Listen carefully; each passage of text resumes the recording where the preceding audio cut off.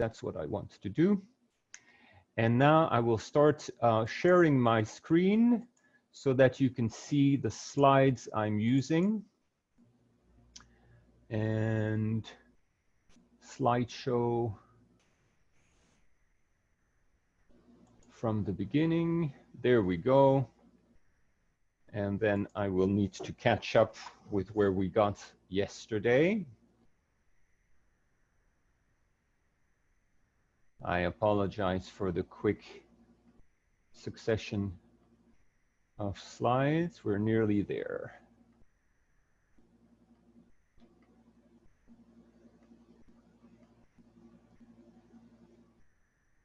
So we did our first session of centering prayer yesterday, and fear not, we will do another one today.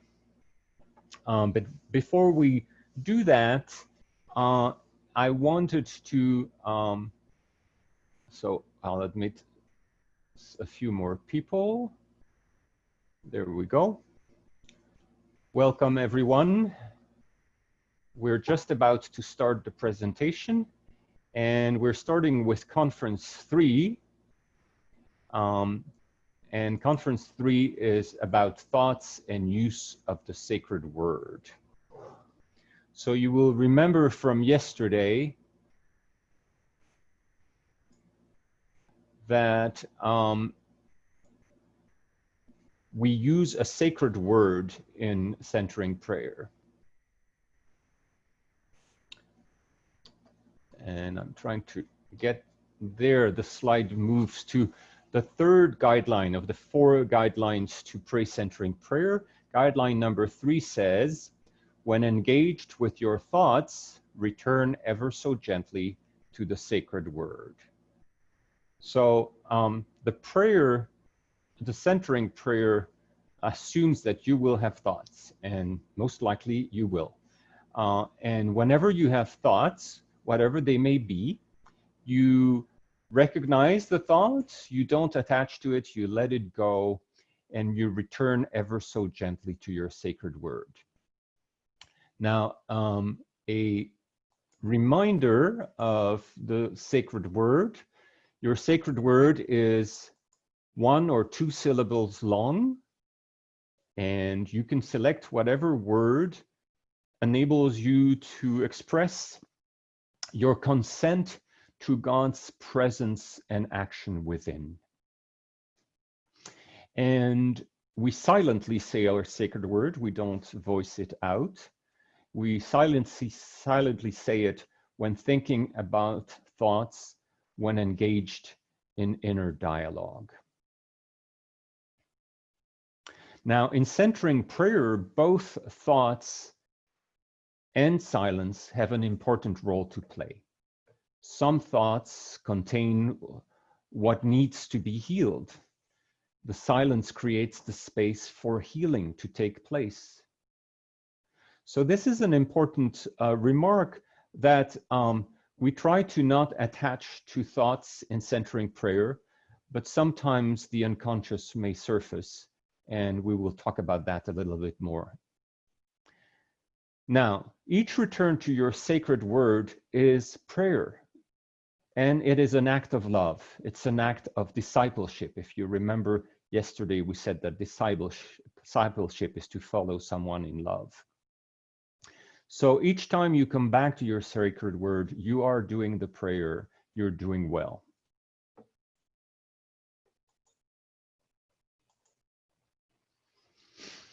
Now, thoughts is an umbrella term in the centering prayer movement. It's an umbrella term for any perception at all. And that includes your body sensations, like an itch on your arm or your leg, images that come to your mind, emotions that appear, memories that you remember, reflections that you start having, concepts that you're considering, commentaries that you're making, or even spiritual experiences that you're having. So all those are thoughts, and all those we invite you to acknowledge, not attach to, and let go. And thoughts, just in case you wonder, are inevitable, integral, and a normal part of centering prayer. They will happen and they are welcome. You just don't want to sit down and have a coffee clatch with them for 15 minutes. So you let them go. Kinds of thoughts. Well, there's ordinary wanderings of the imagination or memory, what sometimes we refer to as a train of thought. It can be attractions or aversions, things you like and things you dislike. It can be insights. It can be an illumination that tells you something new that you didn't know before. It can be self-reflections, whether positive or negative. Or it can be thoughts and feelings arising from the unconscious. Thoughts that, as far as you know, were hidden in the darkness, that you were not aware of before. Now, all of these thoughts, if possible, you are invited to let go of. Now, when thoughts arise from the unconscious, some of them might be so jarring and so overwhelming that it's actually very hard for you to let go of the thoughts, come back to your sacred word, and center back down. If such things arrive, don't give yourself a hard time. This is probably something that your self wants you to pay attention to, and you will be distracted for a while. Maybe you can come back to the centering prayer, or maybe you need to give attention to what has come out of your unconscious. In 1 Corinthians, the first letter to the Corinthians, Paul says, "When the Lord comes, he will bring to light what is hidden in the darkness and will manifest the motives of our hearts." Thomas Keating liked to say that God was the great therapist, and that in centering prayer, God might help you to have insights that you needed to pay attention to. So that's a little bit ambiguous in terms of the guideline, but in general, the correct guideline is don't attach to the thoughts. Now, there's several temptations we have with thoughts in centering prayer, and we might get feisty and say, "Oh, I don't want you, thoughts. Go away, you're such an annoyance," and actually get into a tussle and a bit of a battle with the thoughts. Well, guess what? That is actually entering a further train of thoughts, and so you're having more and more thoughts in the process. So we suggest you resist no thought. The thought comes, you let it come, you let it go. So let it go means retaining no thought. So don't dwell with the thought and entertain it, let it go. As far as is possible, react emotionally to no thought. So most thoughts you will have will not be emotionally loaded and will not require an emotional reaction. If you have an emotional reaction, see if you can let that go as well and come back to your sacred word. In each case, the objective is to center by coming back to your sacred word ever so gently. As I mentioned yesterday, Thomas Keating likes to say that you come back to your sacred word as a feather that gently falls on a cotton ball. And that's how gently you try to bring your sacred word back to the fore.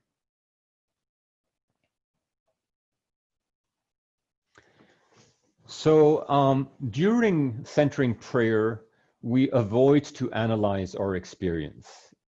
You may have an inner observer who's actually very interested by what's going on and wants to have a discussion about that and run experiences on what's going on.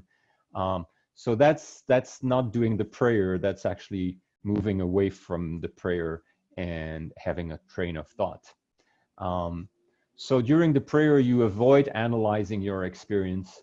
You also avoid harboring expectations. Coming to your centering prayer session, you don't want to sit down on your seat and say, today I'm going to achieve A, B, C, whatever they may be.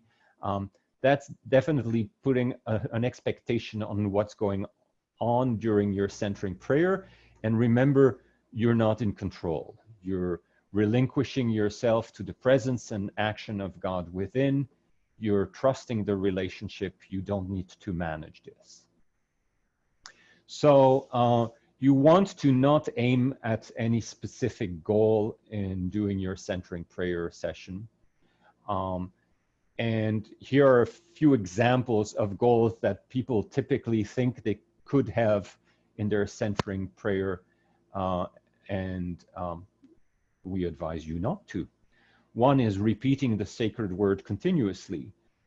So you say the sacred word when you're letting go of a thought, and then you allow the inner quiet, the inner silence to come, be it for a tenth of a second or for a minute or more, whatever it may be.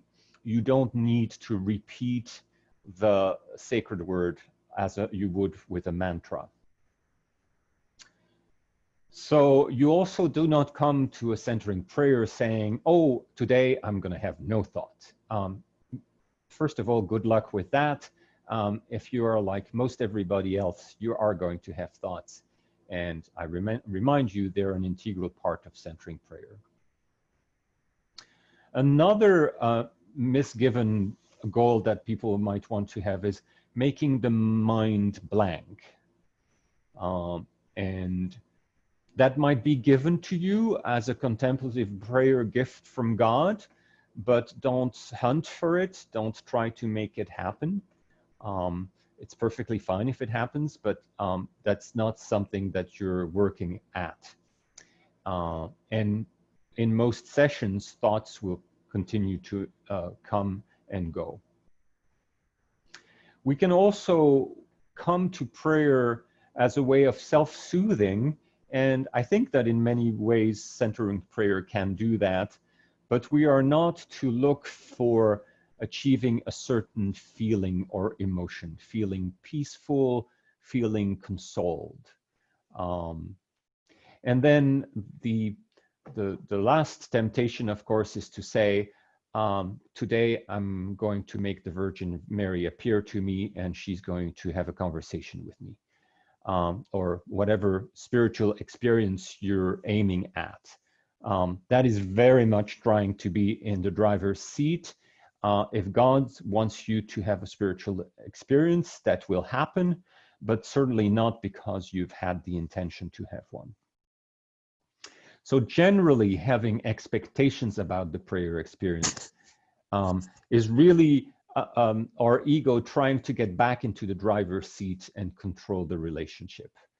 And remember, centering prayer is entering into the relationship with God with a deep consent to God's presence and action within. So we don't try to drive the vehicle.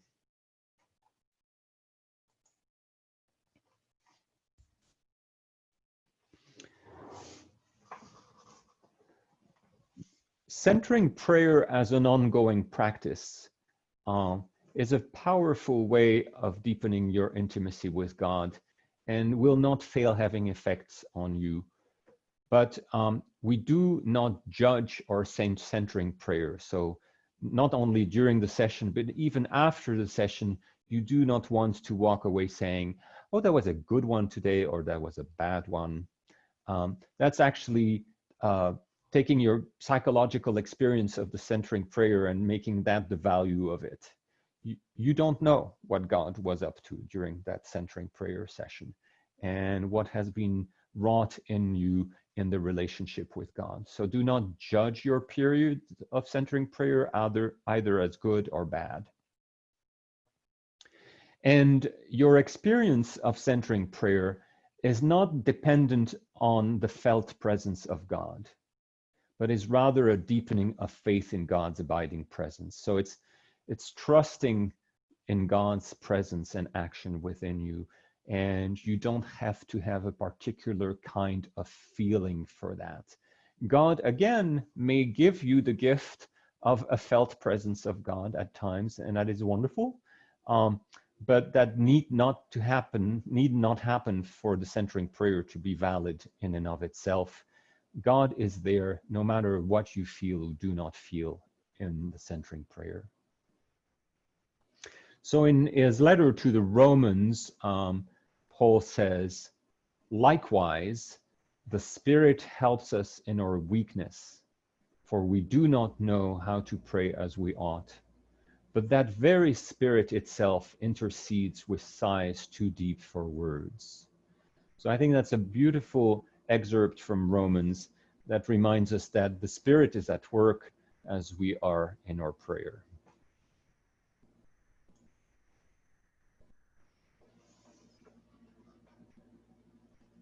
So in summary, consent to God's presence and action is the heart and soul of the centering prayer practice. When we are engaged with our thoughts, and we will be engaged with our thoughts at some point, we return ever so gently to the sacred word. And each return to the sacred word is an act of love in discipleship. Once you grasp the fact that thoughts are not only inevitable, but an integral part of the process of healing and growth initiated by God, you will be able to take a friendlier attitude towards them. Progress in centering prayer does not eliminate thoughts, but leads to detachment from all thoughts. Thoughts do not interrupt this prayer unless you deliberately engage them. As we establish the centering prayer practice, we let the thoughts come and we let them go.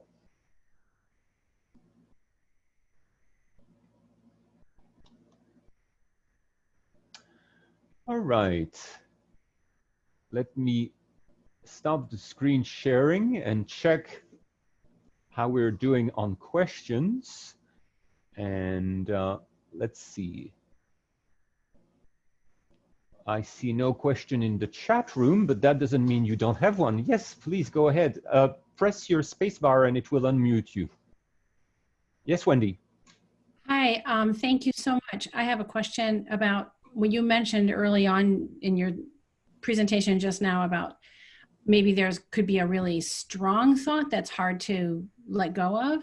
Yes. Is it not advised to have a piece of paper nearby where you can jot down what the thought was so you can let it go because you know you'll be able to find it later? Or maybe there's just something that comes up as a thought that you want to remember, but you don't want to like keep hanging on to it. Yeah, it's a good question. And that's a technique I hope I use at night to let things go and go to sleep instead of worrying about them. I commit them to paper. But the idea in centering prayer is really that if this is important enough, at the end of your 20 minutes, it will not have disappeared into thin air.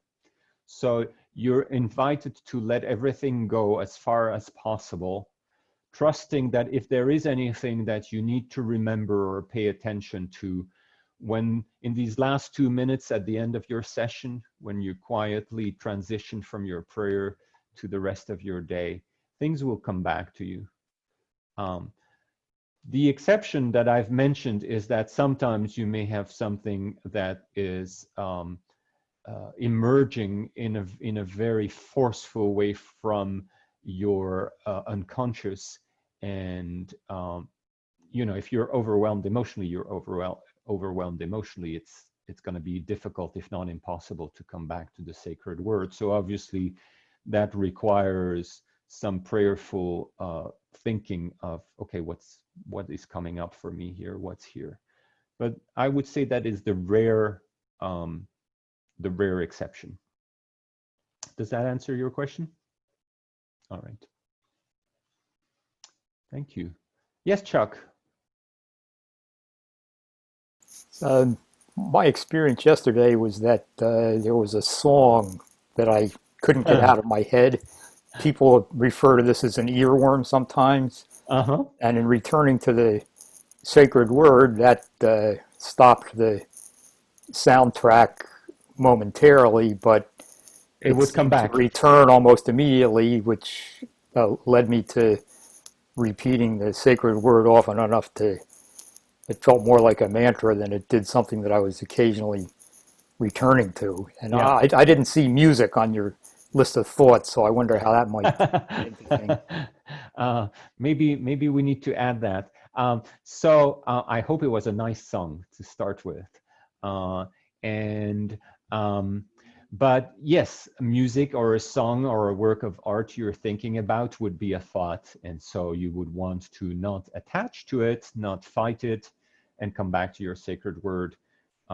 Sometimes we have to come back to our sacred word. It feels like we're clinging to a life buoy again and again and again and again. And that's fine. If that's what you need to do, you're doing well. As long as you're letting the thought go and coming back, you're doing what you need to do. There are, I realized yesterday somebody sent in the chat room that they had a quiet and restful session, and I thought, oh, that's wonderful. And then I realized, oh, I forgot to say, that's wonderful for you. And by the way, that would not necessarily be the experience of everybody. So we have very varied experiences in centering prayer, each one of us. Even the same one, over time, you will have very different experiences of your centering prayer at times. And that's perfectly fine. What you want is to stick with the discipline, stay seated in your chair, come back to your sacred word. You're doing well. All right. Thank you, Chuck. Now I'm curious. I want to know what the song is. No, it would put an earworm in other people's minds. That would not be good. I have something. It's more when I'm doing the walking and trying to meditate. So that's not really centering prayer, because I will let thoughts come in and I try to let them come out. But many times, because I'm also into music, I will get that music running through my head. First, I hear the notes, and then I'm like, I wonder why that song came into my head. And then I think of the lyrics, and it matches with how I'm feeling at that time. But if it were to happen for centering prayer, I see that you're supposed to let it go and go back to the sacred word. Yes, yes. And as I said yesterday, there is a great variety of methods of prayer, and they're all fine. I am obviously presenting centering prayer to you, so it must mean that I'm thinking something positive about it. But I am not trying to say this should be your prayer, folks, and there shouldn't be other prayer methods in your life. I myself have several methods of prayer that I use nearly daily for most of them, and I benefit from having the variety in my relationship with God that way. So meditative walking is certainly one of those. Thank you. You're welcome.